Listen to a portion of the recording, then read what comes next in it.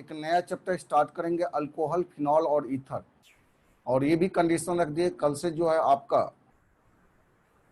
हमारे ऐप पे live class जाएगा अल्कोहल, फिनॉल, ईथर का। तो जो भी स्टूडेंट वर्क नहीं किए हैं तो इमीडिएटली वो अपना ऐप को डाउनलोड कीजिए और अपने स्टूडेंट के लिए 99 रुपीज़ का रजिस्ट्रेशन फी है, उसको एंट्री कीजिए। उसमें पूरा कोर्स आपका फिनिशिंग किया जाएगा, वही लाइव क्लास रहेगा। केवल लाइव क्लास ही नहीं रहेगा, उसके साथ साथ आपका असाइनमेंट का भी काम होगा, टेस्ट सीरीज रहेगा, टेस्ट का वर्क रहेगा, डेली शीट दिया जाएगा। हाँ बोलिए सर। हम ना पहले ही एडमिशन करवा ली थी, नाम वगैरह सब फिल किया, एड्रेस वगैरह। उसके बाद पता नहीं हो ही नहीं रहा, हमको समझ नहीं आ रहा क्या करेंगे उसके बाद। उसके बाद जो है आज आप समूह को स्पेशल कोड दिया जाएगा। जो भी स्टूडेंट रजिस्ट्रेशन कराए हैं 99 रुपीज़ डाल के अपना रजिस्ट्रेशन कराए हैं, नाम आपका फादर्स नेम, डिस्ट्रिक्ट नाम आप लिखे हैं, तो उस सारे मोबाइल नंबर देना जरूरी है, क्योंकि मोबाइल नंबर में हम बार बार पिछले क्लास में बताए कि एक ही मोबाइल उससे काम करेगा। ठीक है, जिस मोबाइल को हम रजिस्टर करेंगे वही मोबाइल आप काम कर सकते हैं, इसलिए अपना मोबाइल नंबर, जिस मोबाइल नंबर से आप काम करना चाहते हैं, तो वो आज शाम तक में ओके हो जाएगा। कल सुबह से वो काम करना स्टार्ट करेगा। कल सुबह से आपका लाइव क्लास भी जाएगा और ढेर सारा मटेरियल का भी काम किया जाएगा। तो इसलिए टाइम यही रहेगी। हाँ बोलिए। टाइम यही रहेगी। टाइम तो यही सर टाइम तो यही रहेगा। ठीक है, लाइव क्लास का टाइम यही रहेगा, आपका टाइम यही रहेगा। देखो लाइव क्लास में भी 2 सेक्शन 3 सेक्शन पे काम किया जाएगा। एक तो अभी तो शुरुआत में चल रहा है, अभी हमको 1 से 1.5 सप्ताह लगेगा आपको उस ऐप के बारे में सारी बातों की जानकारी देना, कि उस ऐप पे क्या क्या काम करेंगे, कैसे काम किया जाए। जब ऐप में इंटर करोगे तभी वो सब डिटेल से जानकारी है।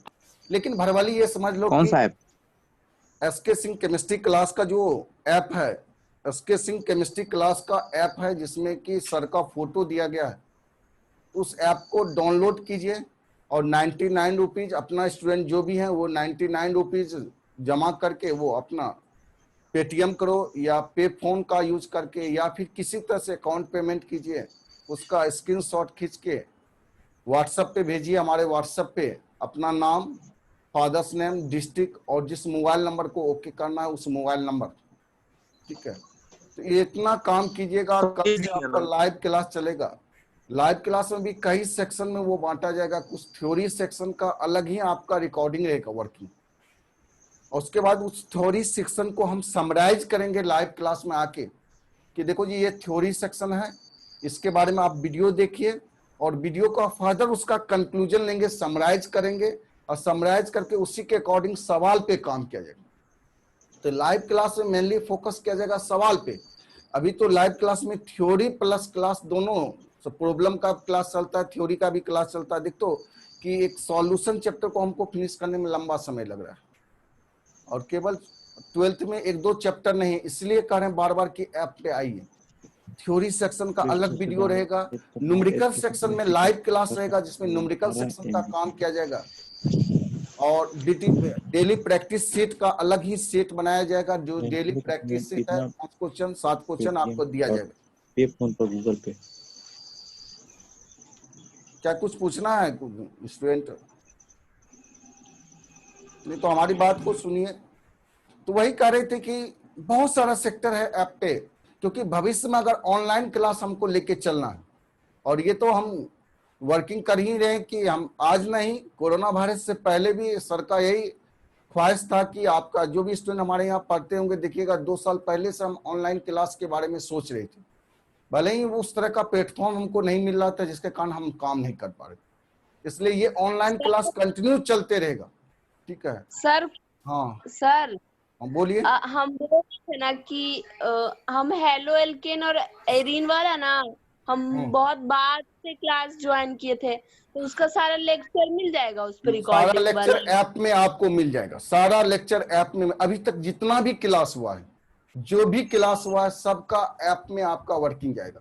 ठीक है, और जैसे अभी तक में जो काम किए, अब जब ऐप में आइएगा, ऐप में क्या होगा कि हम कुछ थ्योरी का पोर्शन जो रिकॉर्डिंग किया जाएगा, वो रिकॉर्डिंग वीडियो जो है आपको पर डे के हिसाब से मूव किया जाए, एक ही बार सारा चैप्टर का नहीं दिया जाएगा। पर डे आपको ये थ्योरी है और पर डे एक लाइव क्लास रहेगा, जिसमें लाइव क्लास का थोड़ा सा ड्यूरेशन घटा देंगे, लाइव क्लास का ड्यूरेशन घटाएंगे और थ्योरी पोर्शन के लिए, क्योंकि बहुत सारे स्टूडेंट को होता है कि समय का कंट्रीब्यूशन होता है और लगातार काम करना है सर, कुछ अगला क्लास भी है सर, उसके कारण डिस्टर्ब होता है, या फिर उस समय कुछ काम कर रहे हैं अचानक कुछ काम आ गया, तो जो रिकॉर्डिंग क्लास है वो कभी भी आप बैठ के स्थिर से देख सकते हैं। ठीक है, तो कुछ रिकॉर्डिंग क्लास रहेगा, कुछ लाइव क्लास चलेगा, उसमें प्रॉब्लम का अलग रहेगा, असाइनमेंट सेक्शन अलग रहेगा, आपको उसमें बहुत सारा कैटेगरी बांटा जाएगा जी, बहुत सारा कैटेगरी है और उसको हमको काम करने में लगभग 1 साल का समय लगेगा वो सब काम करने। तो आपसे स्टार्ट कर रहे हैं, धीरे धीरे आपके हिसाब से वो वर्किंग किया जाएगा, आप जिस हिसाब से डिमांड कीजिएगा उस हिसाब से पार्टिकुलर उस टॉपिक के बारे में। जैसे एक स्टूडेंट कहा था सर एलिमिनेशन रिएक्शन, हमको याद है अभी तक कि सर एलिमिनेशन रिएक्शन का कुछ एग्जाम्पल और वर्क करते हैं, शायद कोई स्टूडेंट बोला था, पता नहीं नाम तो नहीं, लेकिन कुछ स्टूडेंट जैसे आपका हेलो अल्केन और हेलो एरिन में शॉर्ट समरी थ्योरी तो हम पढ़ लिए, सब कुछ पढ़ लिए, एक बार समराइज पैकेज उसका होनी चाहिए, उसका भी काम किया जाएगा। समराइज पैकेज आपको समराइज पैकेज का पीडीएफ फाइल हम भेजेंगे कि देखो जी ये समराइज पैकेज है, उसी के अकॉर्डिंग कुछ सवाल का प्रैक्टिस करेंगे। समराइज पैकेज हमारे पास रहेगा तो उसका सवाल का प्रैक्टिस भी करेंगे। यानी एक सेक्टर में कई सेक्टर पे काम किया जाएगा, कई सेक्टर पे काम किया जाए। इसलिए बार बार कह रहे हैं, आप सबको लग रहा है कि नहीं सर ये क्लास तो इसी तरह से चलेगा, ऐप में भी नहीं, ऐप में जो है बहुत सारा चीज है जिस पे काम करना। इसलिए आपसे रिक्वेस्ट है कि जो भी स्टूडेंट इसमें नहीं ज्वाइन किए हैं वो सारे के सारे स्टूडेंट ज्वाइन कीजिए जल्दी से। बहुत बड़ी रकम नहीं ले रहे हैं, केवल आपका 99 रुपीज का जो वो आपका, क्योंकि देखना चाहते हैं कितने स्टूडेंट, क्योंकि फ्री का काम करते करते आपका देखिएगा फ्री का जैसा फ्री जैसा होता है। हम तो दे रहे हैं ना फाउंडेशन बैच को फ्री में क्लास दे रहे हैं, कहाँ उसका इंटरेस्ट है। 12th वाले बैच को भी फ्री में कुछ स्टूडेंट को पढ़ा रहे हैं अभी भी। तो जो अपना स्टूडेंट है वो तो कॉन्शियस है, लेकिन बाहरी स्टूडेंट आता है, देखते हो कि स्क्रीन शेयर करने के लिए बार बार रोका जाता है, लेकिन वो अपना दिस दैट करना स्टार्ट करता है मना करने के बावजूद भी। तो कुछ स्टूडेंट जो पढ़ने वाले स्टूडेंट है वो जरूर आएंगे, उसमें क्रीम स्टूडेंट आएगा, उसको भी कैटेगरी बाय कैटेगरी में बांटा जाएगा जी। आगे चल के जो आपका कि सर हम मेडिकल सेक्शन का प्रिपरेशन करना चाहते हैं वैसे स्टूडेंट को, तभी तो शुरुआत में वो चल रहा ऐप के माध्यम से आपको वर्किंग किया जाएगा, क्योंकि कोरोना वायरस कब समाप्त हुआ कहना बड़ा मुश्किल है। और अगर मान लीजिए लॉकडाउन खुलेगा भी तो ऐसा गारंटी है कि सारे स्टूडेंट पटना चले आएंगे नहीं, कुछ स्टूडेंट आएंगे, कुछ स्टूडेंट अभी घर पे ही रहेंगे। तो उसके लिए लाइव क्लास चाहिए, और लाइव क्लास स्टार्ट किए तो वो कंटिन्यू काम करेंगे ऐप के माध्यम से, ऐप के माध्यम से काम करेंगे, तभी हमारे पास स्टोर रहेगा वो आपका लॉन्ग टाइम के लिए, लॉन्ग ड्यूरेशन रहेगा। स्टूडेंट को भी विश्वास करने ऐप पे सर काम करना स्टार्ट कर दिए।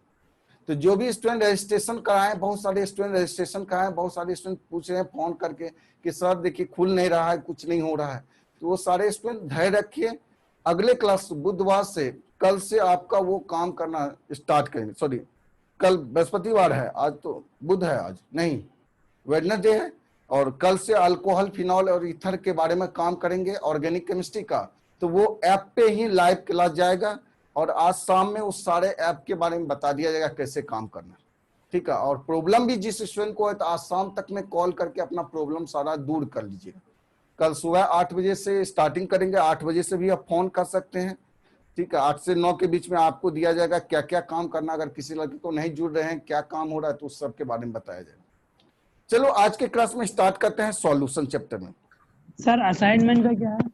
ऐसा सब कुछ उसमें फाइल मिलेगा जी, उसमें आप खोलिएगा तो अभी तो खाली सिंपल सा फाइल दिखा रहा है, तो उसको तो कंप्लीट करने के बाद जैसे वो ओपन होगा सारा चीज सिस्टम धीरे धीरे दिखाई देना स्टार्ट करेगा। असाइनमेंट रहेगा, टेस्ट रहेगा, आपका डेली प्रैक्टिस सीट कुछ दिया जाएगा कुछ, उसके बाद आपका थ्योरी पोर्शन का अलग लगेगा। जो स्टूडेंट का हेलो अल्केन, हेलो एरिन या फिर जो भी क्लास छूटा हुआ वो सारे क्लास का रिकॉर्डिंग उसमें चला जाएगा, वो अपना देख सकते हैं, एक बार नहीं 2 बार वो वीडियो को देख सकते हैं, ठीक है। बाद में जाके देखेगा वो ग्रुपिंग बाय, जैसे आपका फिजिकल केमिस्ट्री का अलग सेक्शन होगा, ऑर्गेनिक केमिस्ट्री का अलग हो जाएगा, इनऑर्गेनिक केमिस्ट्री का अलग हो जाएगा, टॉपिक बाय टॉपिक उसमें काम किया जाएगा। टॉपिक में भी आपका वर्किंग थ्योरी का अलग सेक्शन हो जाएगा, न्यूमेरिकल सेक्शन अलग हो जाएगा आपका, ठीक है। 12th स्पेशल के लिए कुछ अलग वर्किंग किया जाएगा। अब तो देखते हो सिस्टम चेंज किया गया, अब तो ये तो बड़ी खुशी है कि आपको पहले ही बताया कि सिस्टम देखो आपका पढ़ाई का जो है, शिक्षा जो है, एजुकेशन चेंज हो गया, 5-3-3-4 के पैटर्न में आ गया। इसका मतलब 9th क्लास से ही आपको कमर कसना पड़ेगा और आपको छमाही और बरमाही 6 मंथ के बाद एग्जाम होना। इसका मतलब प्रेशर रहेगा। 11th में भी आपका 6 मंथ के बाद एग्जाम होगा, तो 11th का भी काम करना पड़ेगा। पहले होता था कि 11th तो इग्नोर करना, चलो 12th पढ़ लेते हैं। अब ऐसी बात नहीं, 11th के साथ साथ 12th को भी काम करना पड़ेगा। चलिए, और कोई दिक्कत है, प्रॉब्लम है? नहीं सर, तो नहीं है मैट्रिक का कोई एग्जाम नहीं होगा सर? आए? उस हिसाब से मैट्रिक का एग्जाम और नहीं होगा? नहीं, मैट्रिक का नहीं होगा। अब जो बोर्ड, वो मैट्रिक का जो 10th बोर्ड का एग्जाम होता था, वो बोर्ड को कैंसिल कर दिया। 12th बोर्ड रहेगा, 10th बोर्ड नहीं रहेगा, लेकिन 12th बोर्ड रहेगा। उसके बाद में अभी भी बहुत सारे करंट सिस्टम के बारे में ढेर सारी जानकारी अभी आना बाकी है कि किस तरह से वर्किंग किया, 2021 से लागू किया जाएगा, वो 2021 से लागू होगा वो सब सिस्टम। तो अभी समय है, उसके बारे में ढेर सारे इंफॉर्मेशन धीरे धीरे मिलते चला जाएगा और उस हिसाब से काम करना है। क्या सिलेबस का भी चेंजिंग होगा, क्या होगा, वो सब के सब जानकारी धीरे धीरे दिया जाएगा। ठीक है, इतना तो पता है कि अब 6 क्लास से ही कंप्यूटर लागू कर दिया गया, अनिवार्य कर दिया गया कंप्यूटर। पहले जो कंप्यूटर के बारे में आपका करना है नहीं करना है, वो अपने ऊपर स्वतंत्र है कि कब से करना है, लेकिन अब तो सिलेबस में इंक्लूडिंग कर दिया। यानी टेक्निकल हैंड को वर्किंग किया गया। जैसे आपका थोड़ी सेक्शन जो था वो लंबा चौड़ा नहीं, उसका प्रैक्टिकल काम करना। इसका मतलब न्यूमेरिकल सेक्शन पे वेटेज दिया जाएगा, सवाल का एप्लीकेशन पे वेटेज दिया जाएगा, एप्लीकेशन का आपका सवाल पूछा जाएगा। थ्योरी सेक्शन जो लंबा चौड़ा आप लिख देते थे, थ्योरी सेक्शन पे नहीं, उसको थोड़ा घटाएगा और आपका माइंड का यूज ज्यादा करना। ठीक है, उस तरह का कुछ कॉन्सेप्चुअल काम किया जाएगा। चलिए, तो अब स्टार्ट करें काम करना। सर आईटी और मेडिकल का बैच चला देंगे? Yes sir. अभी तो फिलहाल जो आपका पैटर्न है, उसी पैटर्न पे 2021 के बाद वो पैटर्न लागू होगा। 2021 से वो घोषणा किया गया। तो आप सबको तो जो पुराना वो है वही काम करना है। बोर्ड का आपको एग्जाम देना, इसलिए करें थोड़ा सा कॉन्शियस होके पढ़िए। 12th बोर्ड आप सब निकालिए, नहीं तो फिर आगे फंस जाइएगा आप सब। ठीक है, और अभी जो मेडिकल सेक्शन और इंजीनियरिंग सेक्शन का जो है वो काम आपका वही रहेगा। भले ही अभी मेडिकल का एग्जाम नहीं हुआ है, डेट आपका कोरोना कारण जो है वो आपका धीरे धीरे एक्सटेंड कर रहा है। ठीक है, लेकिन धीरे धीरे कंट्रोल जब होगा, देखो दिल्ली में रिकवरी होने लगा, अब रेट कम होगा। अब बिहार में धीरे धीरे उभर रहा है रेट। ठीक है, आसपास में देखिएगा, आपके गांव के आसपास में भी ढेर सारा कोरोना का मरीज निकल गया। और सर के तो फैमिली में कोरोना का देखे ही कि भुगते ही हैं कि अपने बगल के पड़ोसी, ठीक है, जो कि बचपन का साथी था, जिसके साथ हम सब पढ़े थे, और वो साथी जो है अचानक कोलैप्स कर गया कोरोना के कारण। बाद में पता चला कोरोना है, कोरोना के कारण कोलैप्स कर गया। तो घटना तो है, जो कंसस है उसके लिए तो ठीक है। अब अमिताभ बच्चन भी रिकवरी होके चला आया, जबकि उसमें ढेर सारा और बीमारी भी है। तो इसलिए जो कंसस रहेंगे उसको रिकवरी हो जाता है। जो थोड़ा सा भी अनकंसस रहते हैं, इग्नोर करते हैं, तो उस पर थोड़ा इफेक्टेड ज्यादा हो जाता है। चलिए, तो स्टार्ट करते हैं। बोल रहे हैं सर, बोल रहे हैं अदर स्टूडेंट के लिए ऐप पर काम करने के लिए कितना रुपए लगेगा? वो तो बताए थे कि अदर स्टूडेंट के लिए आपका जो फी फैक्टर है वो 12th का अभी फी फैक्टर 2100 रुपया रखे हैं 12th का। उसको आप इंस्टॉलमेंट में दे सकते हैं। 499 यानी 500 रुपये के आसपास जमा करना है। 499 रुपये का आपको पहला इंस्टॉलमेंट जमा करना है। उसके बाद आप एंट्री हो जाइएगा ऐप में। जो भी स्टूडेंट, कुछ स्टूडेंट का ड्यूज है, वो सारे स्टूडेंट अपना कुछ ना कुछ पेमेंट ड्यूज का भी करना है। जिसका फुल पेमेंट है वो तो ओके हो जाएगा, लेकिन जिसका स्टूडेंट का कुछ ड्यूज है तो कुछ ना, हम कहाँ करें, सारा ड्यूज पेमेंट आप क्लियर कीजिए, लेकिन कुछ ना कुछ कोऑपरेट करो सर को। नहीं कीजिएगा तो फिर मुश्किल में हो जाएंगे सर। ऐसे ही मुश्किल में 5 से 6 महीना जो है आपका ट्रेवलिंग कर रहे हैं, मुश्किल में मकान मालिक सबका जो है रेंट का अलग प्रेशर है। हो सकता है 1-2 इंस्टीट्यूट को हम क्लोज भी कर दें। ठीक है, 1-2 इंस्टीट्यूट को क्लोज, क्योंकि कितना रेंट दें। अब कंप्रोमाइज भी नहीं कर रहे हैं मकान मालिक सब जो कि रेंट के लिए कंप्रोमाइज करना चाहिए, तो कोई कंप्रोमाइज नहीं सर। कोरोना आपके लिए, हमारे लिए नहीं। ये नहीं समझ रहा है कि उनके मकान का हम यूज ही नहीं कर रहे हैं तो रेंट कहां से दें। भाई कोई भी सामान का यूज करेंगे तभी रेंट देंगे, और इस पे कोई बात भी है, विचार विमर्श हो नहीं रहा है। तो मुश्किल है कि कब तक ट्रेवलिंग करेंगे, क्या होना है। सरकार भी इस पे ध्यान नहीं दे रहे हैं। ठीक है, आपका भी हो सकता है लॉज का ढेर सारा स्टूडेंट जो लॉज में है तो उसका भी फोन आता होगा, तो लॉज वाले का तो स्टूडेंट का फोन आता है तो स्टूडेंट कहता है सब सामान सब उठा के फेंक दीजिए, ठीक है, उतना रेंट क्यों देंगे। लेकिन सर के साथ तो है कि ढेर सारा सिस्टम है, उसका खर्च है, वो सारे के सारे एडवांस दिए हैं, तो कहाँ से उठा के फेंकेंगे, तो उसका तो निर्णय किया जाएगा। इसलिए कुछ ना कुछ अभी थोड़ा सा आर्थिक कमजोर है, उसको थोड़ा बूस्टअप आप सब कीजिए ताकि हम सरवाइव कर सकें और इसी तरह से काम करते रहे। अगर लगता है कि नहीं सर कुछ काम करते हैं, आपके ऊपर समय देते हैं, आपको कुछ सिखा सकते हैं, तो जरूर कुछ ना कुछ कॉपरेशन आप करना। जब तक आप कॉपरेट नहीं कीजिएगा तब तक कुछ नहीं। ऑफलाइन में तो हमारा 14 साल से काम कर रहे थे तो कोई टेंशन, 3-3 सेंटर को लेके चल रहे थे, बिकना, पहाड़ी, बाजार समिति, कंकड़बाग, तीनों सेंटर हमारा चल रहा था और हैवी खर्च हो रहा था, वो सारे के सारे खर्च स्टूडेंट वहन कर रहे थे। इसका मतलब 2 से 2.5 लाख रुपए के आसपास में ओवरऑल तीनों सेंटर मिला के खर्च होता था, घर से लेके रेंट से लेके सब कुछ मिला के, और वो सारे के सारे स्टूडेंट बेयर कर रहे थे। तो उस तरह का स्टूडेंट हमारे पास था, उतना स्टूडेंट जिसको काम कर रहे थे।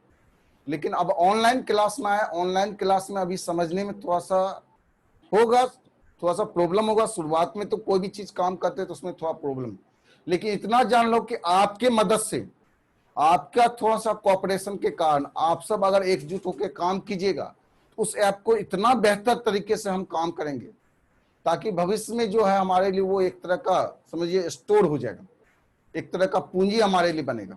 उस हिसाब से हम काम करना चाह रहे हैं ऑनलाइन क्लास का, ठीक है। और अलग सेक्टर, 2 सेक्टर में ऑफलाइन क्लास का भी काम चलेगा, ऑनलाइन क्लास का भी काम चलेगा। ऑनलाइन में भी समय दिया जाएगा, ऑफलाइन में भी समय दिया जाएगा। अभी तो घर पे ही सारा सिस्टम को हम लॉन्च किए हैं ऑनलाइन का, ठीक है, तो धीरे धीरे काम करेंगे, उस पर और ज्यादा बुस्टअप किया जाएगा। चलिए तो स्टार्ट करते हैं, आप पढ़ाना स्टार्ट करें। Yes sir. Yes sir. हाँ चलिए तो स्टार्ट करते हैं। आपका देखो ये कॉलिगेटिव प्रॉपर्टीज,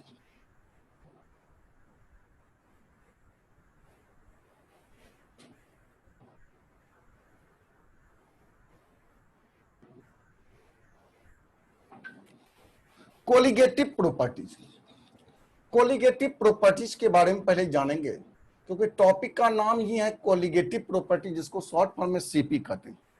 कॉलिगेटिव प्रॉपर्टीज है क्या, तो कहेंगे सॉल्यूशन का वैसा प्रॉपर्टीज, सॉल्यूशन का वैसा प्रॉपर्टीज जो अमाउंट ऑफ सॉल्यूट पे डिपेंड करता है, अमाउंट ऑफ सॉल्यूट पे डिपेंड करता है, लेकिन independent from properties of solute.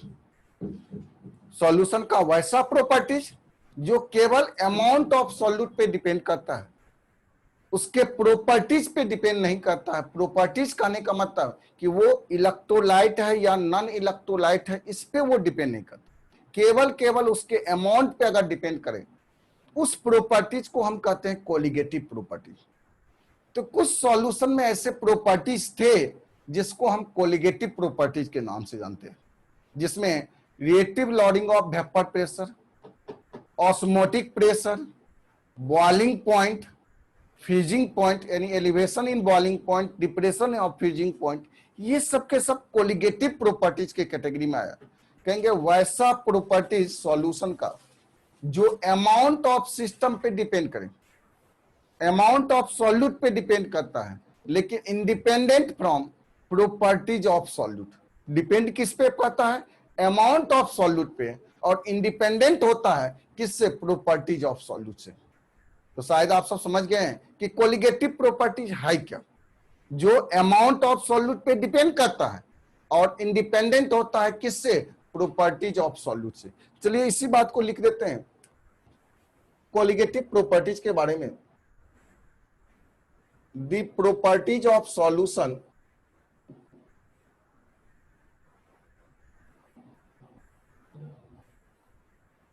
the properties of solution which depends on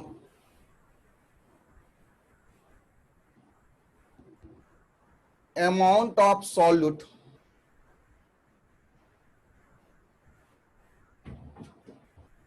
but independent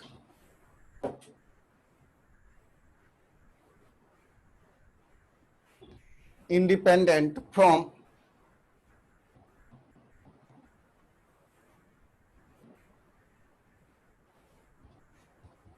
properties of solute is known as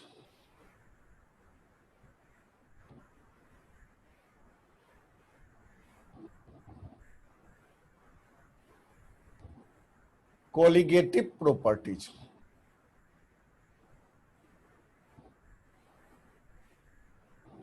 Is known as colligative properties.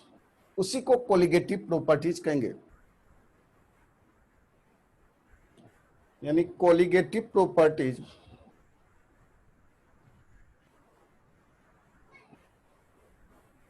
colligative properties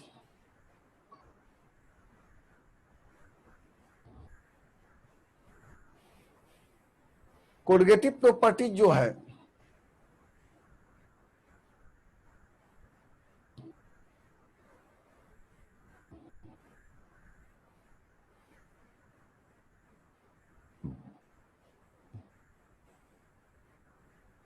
depends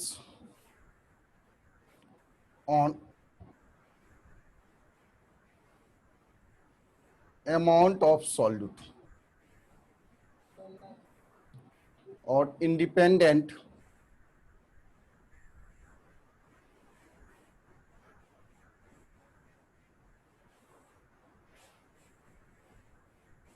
from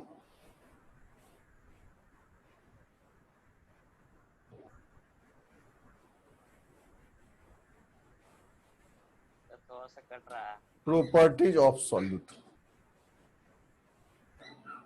नीचे cut रहा है। नीचे cut रहा है, अब जरा देखिए तुम, अब तो ठीक है। Yes sir.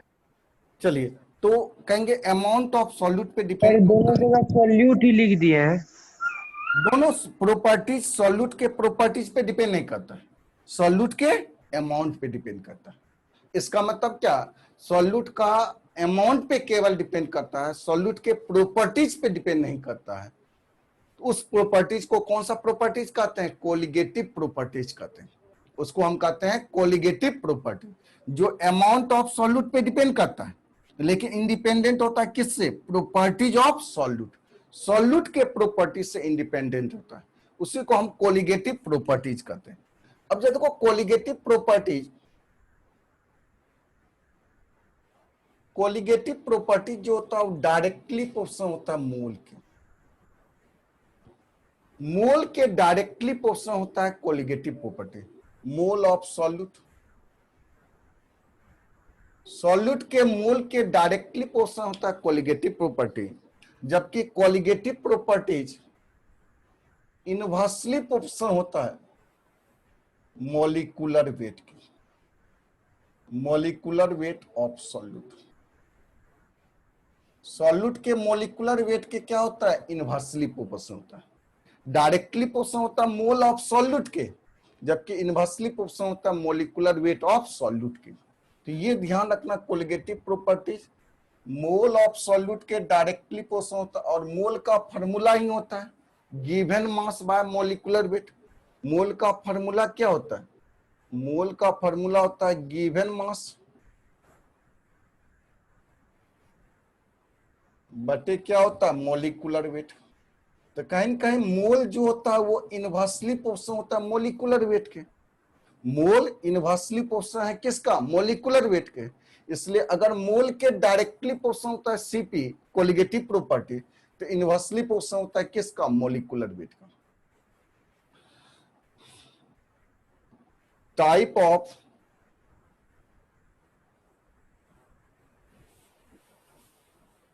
Colligative properties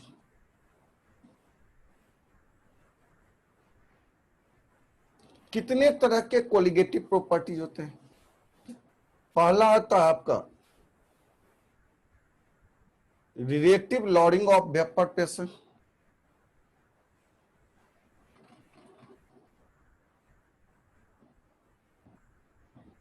relative lowering of vapour pressure, ये कोलिगेटिव प्रॉपर्टीज है relative lowering of vapour pressure. अब delta P relative lowering of vapour pressure का फॉर्मूला होता है डेल्टा पी बटे पी नोट बराबर small N plus capital N. इसका मतलब lowering of vapour pressure relative lowering of vapour pressure directly proportional होता है किसका, मोल ऑफ सॉल्यूट के, मोल ऑफ सॉल्यूट के डायरेक्टली प्रोपोर्शनल। बी में आता ऑस्मोटिक प्रेशर,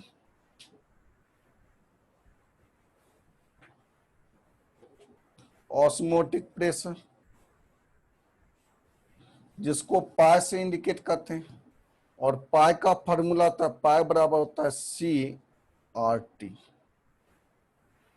नहीं तो कहीं न कहीं सी जो है ये तो सी को फॉर्मूला तोड़ेंगे तो एन बाय भी आर टी, तो कहीं न कहीं मोल के ये क्या हो रहा है, डायरेक्टली प्रोपोर्शनल हो रहा है। तो ये आपका कोलिगेटिव प्रॉपर्टीज है। Relative lowering of vapour pressure colligative properties है, ऑस्मोटिक प्रेशर हमारा कोलिगेटिव प्रॉपर्टीज है।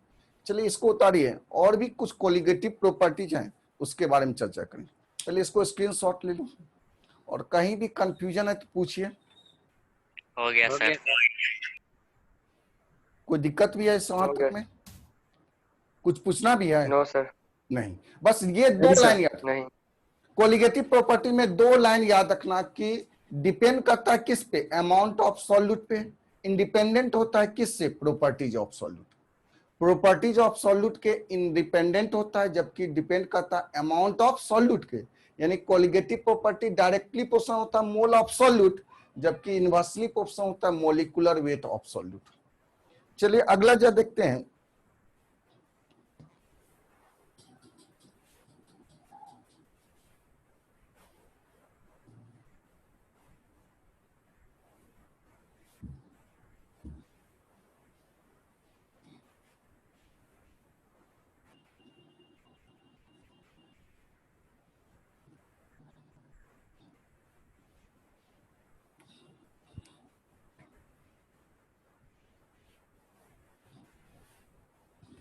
अगला आता है तीसरा में सी में,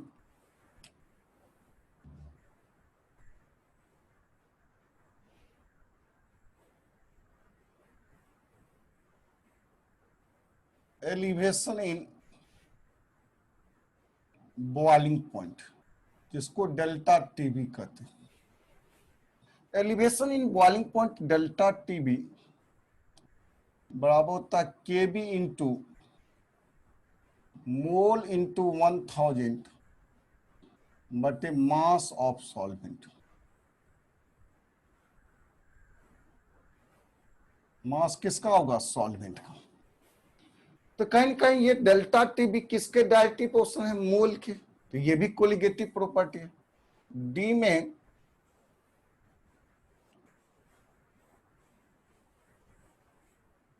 डिप्रेशन ऑफ फ्रीजिंग पॉइंट, जिसको डेल्टा टीएफ कहते हैं, और डेल्टा टीएफ का फार्मूला होता है के एफ इंटू मोल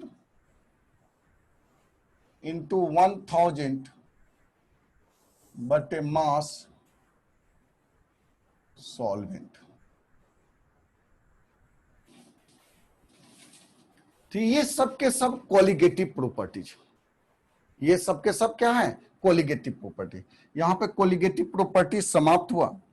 अगला आता है कोलिगेटिव प्रॉपर्टीज के बारे में जब वर्क किया गया, तो उसके बाद कोलिगेटिव प्रॉपर्टीज का जो टोटली काम किया था वो रॉयल साहब ने काम किया था कोलिगेटिव प्रॉपर्टीज पे, कि मोल के डायरेक्टली प्रोपोर्शनल होता है, मॉलिक्यूलर वेट के इनवर्सली प्रोपोर्शनल होता है। वॉन हॉफ साहब जब आए तो उन्होंने पहले एबनॉर्मल बिहेवियर ऑफ सॉल्यूशन के बारे में बताया।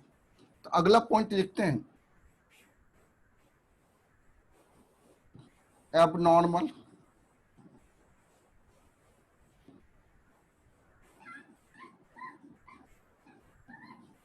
abnormal behavior of solution,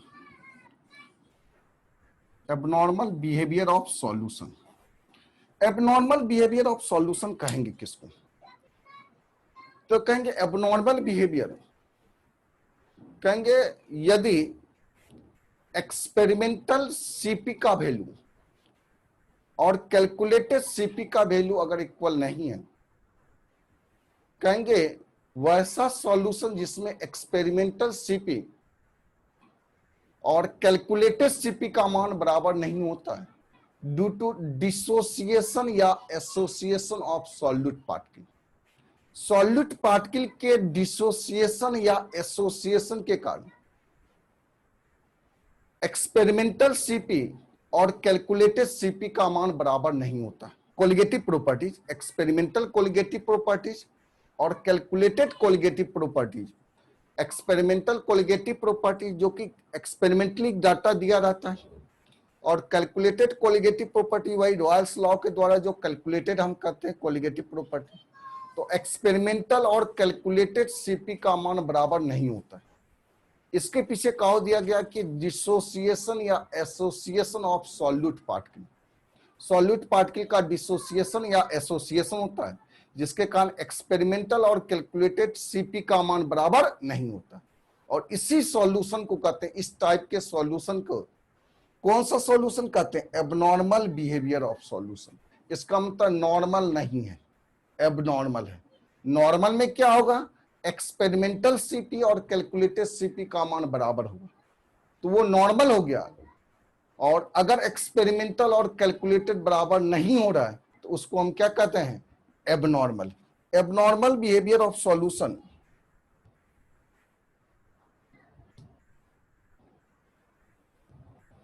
formed due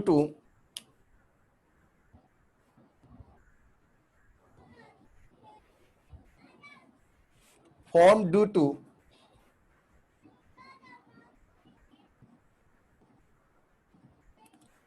dissociation या association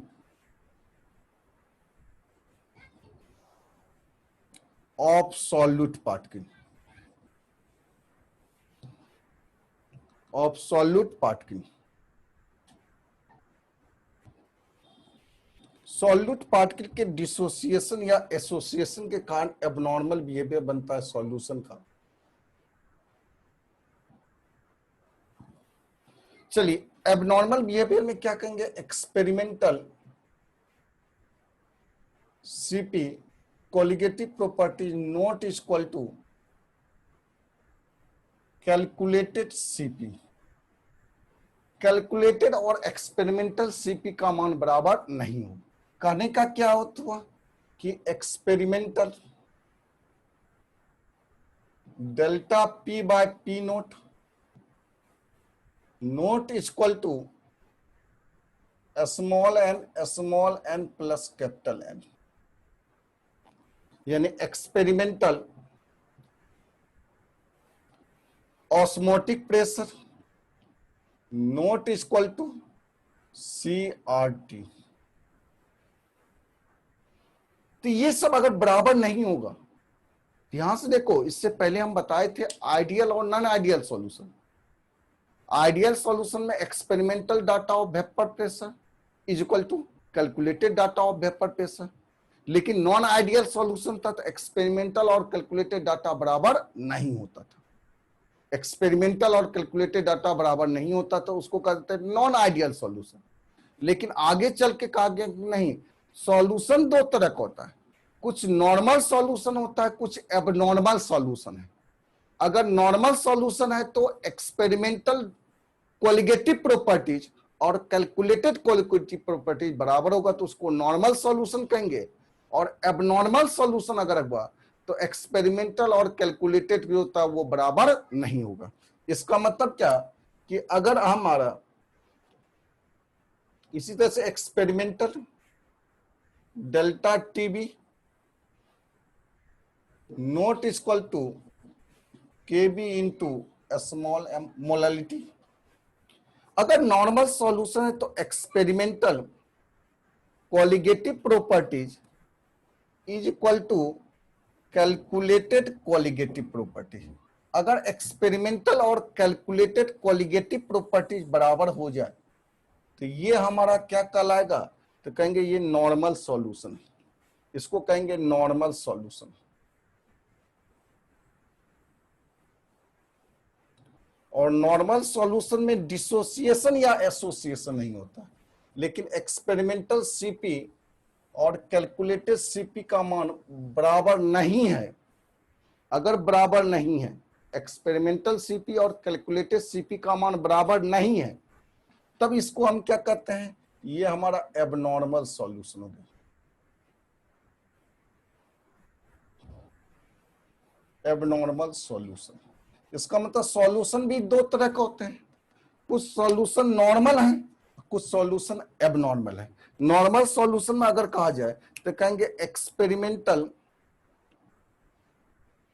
delta P by P note बराबर हो जाएगा small N plus capital N. Experimentally osmotic pressure pi का मान बराबर हो जाएगा CRT। तो ये सब नॉर्मल सॉल्यूशन है। उसी तरह से एक्सपेरिमेंटल डेल्टा TF का मान हो जाएगा KF इंटू क्या हो जाएगा स्मॉल m। तो ये सब सॉल्यूशन क्या कहलाएगा, नॉर्मल सॉल्यूशन कहेंगे। तो समझ में आ गया नॉर्मल और एबनॉर्मल सॉल्यूशन, जिसमें एक्सपेरिमेंटल सीपी और कैलकुलेटेड सीपी बराबर होगा तो वो हमारा क्या कहलाएगा, एबनॉर्मल सॉल्यूशन कहलाएगा। और जिसमें बराबर हो जाएगा तो वो कौन सा सॉल्यूशन है, नॉर्मल सॉल्यूशन। चलिए तो जल्दी से इसको स्क्रीनशॉट लो और हो गया सर। हाँ उसके बाद सर हो गया सर। फिर से एक बार हो गया सर। हो गया ना, हो गया सर। नीचे बता दीजिए। नहीं हुआ है सर। अच्छा हो गया सर। चलिए तो एक बार फिर से सुन लीजिए और समय भी समाप्त हो रहा है, तो एक बार फिर से रीमीटिंग कर लेना उसको। चलिए ये कह रहे थे क्या कि फिर से बताना एबनॉर्मल बिहेवियर ऑफ सॉल्यूशन को ही ना बताना है। एबनॉर्मल बिहेवियर क्या है, तो एबनॉर्मल बिहेवियर ऑफ सॉल्यूशन कहेंगे कि सॉल्यूट पार्टिकल के डिसोसिएशन और एसोसिएशन से एबनॉर्मल बिहेवियर ऑफ सॉल्यूशन बनता है। फॉर्म ड्यू टू डिसोसिएशन या एसोसिएशन ऑफ सॉल्यूट पार्टिकल। अगर सॉल्यूट पार्टिकल टूटेगा या दो से अधिक सॉल्यूट पार्टिकल आपस में जुड़ेगा, तब उस केस में एबनॉर्मल बिहेवियर ऑफ सॉल्यूशन बनता है, जिसके कारण एक्सपेरिमेंटल सीपी का मान not equal to calculated CP. Experimental colligative properties और कैलकुलेटेड कोलिगेटिव प्रॉपर्टीज बराबर नहीं होता। और कोलिगेटिव प्रॉपर्टीज के बारे में पहले ही हम चर्चा किए हैं कि सॉल्यूशन में 4 ऐसे प्रॉपर्टीज हैं जो कोलिगेटिव प्रॉपर्टी होता है, जिसमें reactive loading of vapour pressure,